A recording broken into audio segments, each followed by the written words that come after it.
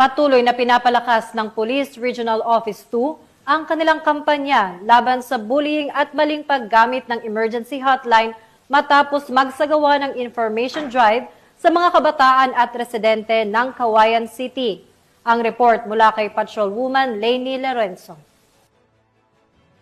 Tagumpay na nagsagawa ng dalawang magkahiwalay na symposium ang Cauayan City Police Station, katuwang ang Police Regional Office 2, Regional Community Affairs and Development Division at Police Community Affairs and Development Unit na ginanap sa Cauayan City National High School Main Campus at Office of the Senior Citizen Affairs nito lamang ika-10 ng Setyembre taong kasalukuyan.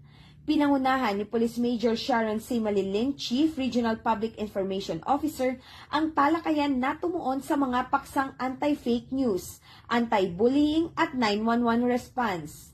Ang unang symposium ay dinaluhan ng mga guro at mag-aaral, habang ang ikalawang bahagi naman ay nilahukan ng mga opisyal ng sangguniang kabataan, lokal na pamahalaan at intern students. Nagpahayag ng pasasalamat ang pamunuan ng paaralan at lokal na pamahalaan sa ganitong inisyatiba ng kapulisan na layong palawakin ang kaalaman at palakasin ang ugnayan ng kabataan, pamahalaan at komunidad tungo sa ligtas at mapayapang lipunan.